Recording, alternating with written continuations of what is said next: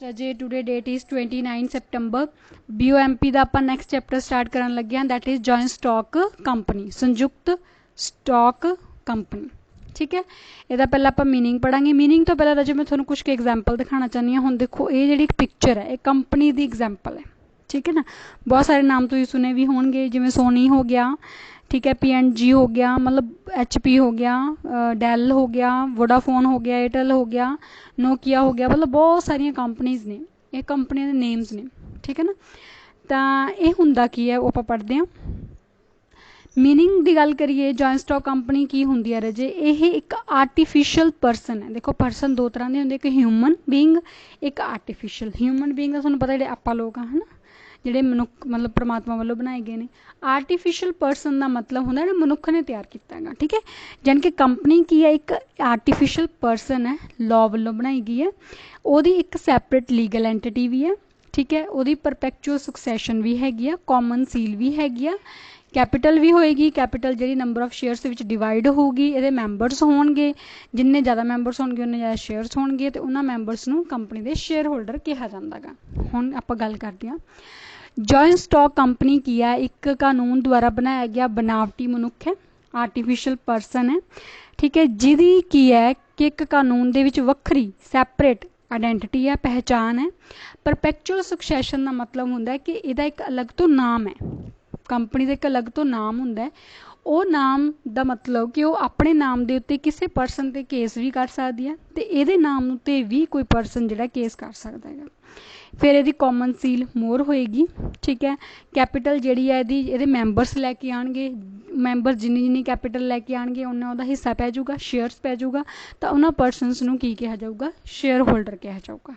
ठीक है, उस तो बाद आप डेफिनेशन की गल करते हैं। जॉइंट स्टॉक कंपनी डेफिनेशन की है, कहते ये एक एसोसीएशन ऑफ मैनी परसनस है, मतलब बहुत सारे परसनस की एक ग्रुप है जिहड़ा कि मनी या मनी की वर्थ लैके आंदा है। ठीक है, कंपनी दे विच स्टॉक लैके आवे, चाहे कोई मनी की वर्थ लैके आवे, इन्हां दा पर्पज़ इक्को ही होएगा।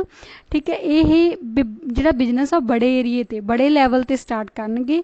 ठीक है, जो इंडस्ट्रीयल रेवोल्यूशन जो क्रांति आई सी, तो इन्होंने प्रोडक्शन सिस्टम बिल्कुल चेंज करता। जॉइंट स्टॉक कंपनी ने प्रोडक्शन सिस्टम में बिल्कुल चेंज करता। ठीक है जी, उस तो बाद जो गल करिए हुण जॉइंट स्टॉक कंपनी की, तो जॉइंट स्टॉक कंपनी दे विच की हुंदा है कि जिहदे विच आपां शेयरस नूं खरीदते हैं, बेचते हैं, कौन, शेयर होल्डर्स, क्योंकि जिहड़े मैंबरस कैपिटल लैके आएंगे वो अपने शेयरस नूं खरीदण, कंपनी शेयरस नूं खरीदणगे। जे मान लो उन्होंने कंपनी छड्डना गा तो वो शेयरस नूं बेचणगे, यानी कि कंपनी दे विच शेयरस नूं शेयर होल्डर खरीदते भी है ते बेचते भी है। ठीक है, जॉइंट स्टॉक कंपनी की है यूनाइटेड स्टेट की भी गल की है, उन्होंने की है इन्हां यूनाइटेड स्टेट्स ते किंगडम की भी हैगी। यूनाइटेड स्टेट दे विच जिहड़ी शेयर होल्डर्स आ उन्हां दी लायबिलिटी अनलिमिटेड होंदी है। ठीक है, उन्हां दी लिमिटेड होंदी है। तो नैक्सट आप लिमिटेड अनलिमिटेड की गल कर ही चुके सी। लिमिटेड का मतलब जो घाटा पै गया तो पर्सनल प्रॉपर्टी सेल करनगे, अनलिमिटेड का सेल नहीं करनगे, अनलिमिटेड का मतलब सेल करनगे। नैक्सट आंदा है जी ये फीचर्स। हुण देखो आप फीचर्स पढ़ने हैं जॉइंट स्टॉक कंपनी के, फीचर्स की ने, विशेषतावां की ने। सब तो पहला एक क्रिएटेड बाय लॉ, भी ये जिहड़ा कंपनी है एक आर्टिफिशियल परसन है, किने बनाएगा, कानून ने, लॉ ने बनाएगा।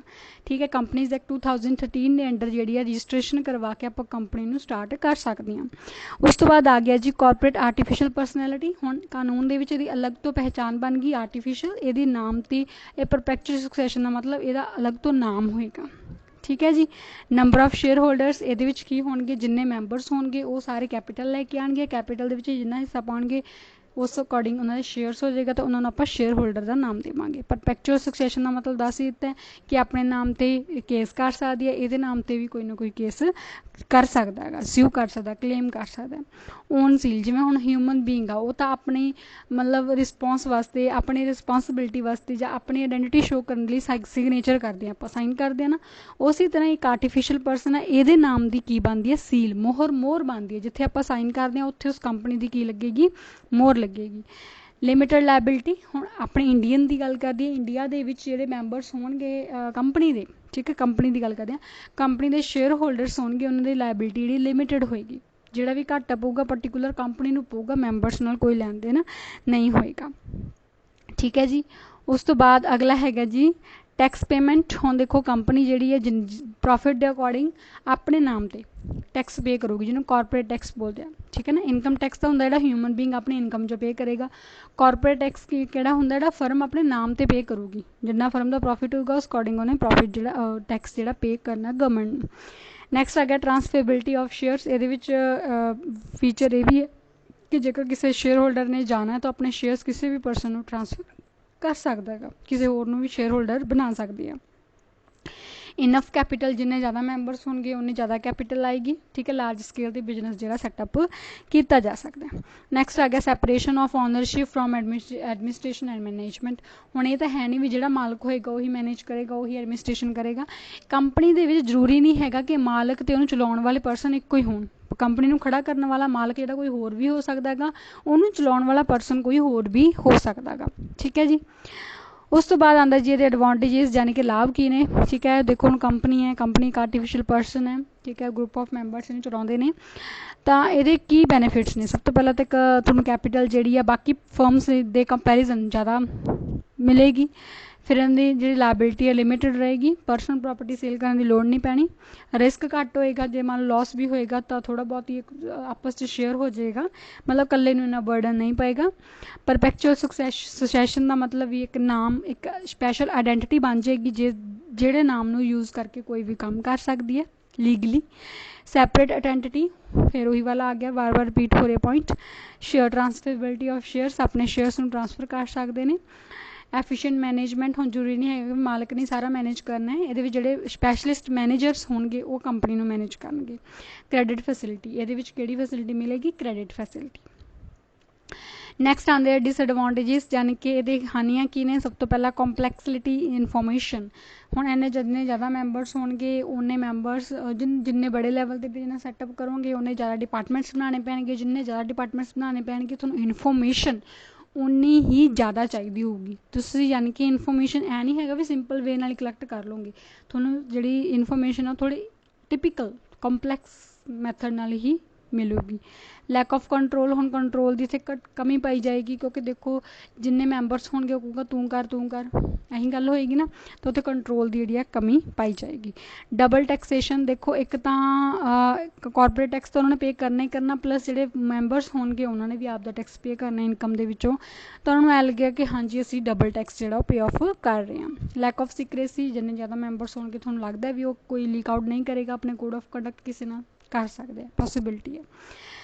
लैक ऑफ पर्सनल इंटरस्ट, कई बार हुण ये तो है नहीं भी सारे मैंबरस वाकई दिल लगा के काम करनगे, हाँ रेयर केस होंदे ने कि हाँ जी सारे मैंबरस ही पूरी जी जान दे नाल काम करनगे, पर इत्थे की है कि मान लो एक परसन बहुत अच्छा काम कर रहा बाकी भी उन्ने प्रॉफिट लै रहे हैं, तो ਉਹਦੇ मन च भी है कि काम तो सारा मैं करदा, प्रॉफिट्स चलो सारे डिस्ट्रीब्यूट इक्को जिहा क्यों हो रहा, मैं वध काम कर रहा मैंने वध प्रॉफिट मिलना चाहिए। इस तरीके नाल इंटरस्ट जिहड़ी आ कमी पाई जा सकती है। क्रेडिट लिमिटेशन का मतलब भी कंपनियां मोस्टली जिहड़ा भी लैन देन करदियां ने हमेशा कैश बेसिस ते करदियां ने। क्रेडिट यानी कि उधार माल वेचना खरीदना उन्होंने मतलब थोड़ा इन्होंने लगता होंगे कि साढ़े बैड डेट्स ना बन जाए, साढ़े पैसे डुब ना जान, इस करके एक क्रेडिट जी है वो घट करते हैं। उस तो बाद जो थोड़ा ये वाला थोड़ा जिहा टॉपिक खत्म होंदा, नैक्सट टाइप्स ऑफ कंपनी आपां इस तो बाद डिस्कस करांगे। क्वेश्चन थोड़े अज दे ये ने तुसीं कॉपी ते डिकटेट करने ने लिखने ने टेबल दी फॉर्म चलो जी, ठीक है। सब तो पहला क्वेश्चन थोड़ा यह है कि तुसीं डिफरेंस लिखना पार्टनरशिप ते कंपनी दे विच। कंपनी हुण तुसीं पढ़ चुके हो किवें दी की हुंदी है, किवें की उहदे फीचर्स ने एडवांटेजिस एंड डिसएडवांटेजिस। इसी तरह तुसीं पार्टनरशिप दे पढ़ चुके हो की हुंदी है, की फीचर्स ने, की एडवांटेजिस एंड डिसएडवांटेजिस, इन्हां दोनों दा डिफरेंस। ते एक तुसीं सोल प्रोप्राइटर ते पार्टनरशिप दा डिफरेंस। सोल प्रोप्राइटर जिहड़ा आपां पहले नंबर ते पढ़िया सी एकल व्यापार ते सांझेदारी, दोनों का डिफरेंस घट्टो घट्ट रजे 8 पॉइंट होण है ना। 8 पॉइंट्स नाल तुसीं मैनूं दोनों डिफरेंस टेबल दी फॉर्म दे विच ठीक है लिखना गा। होप सो समझ आ गई होएगी रजी तुहानूं अज वाला टॉपिक भी। Thank you ji.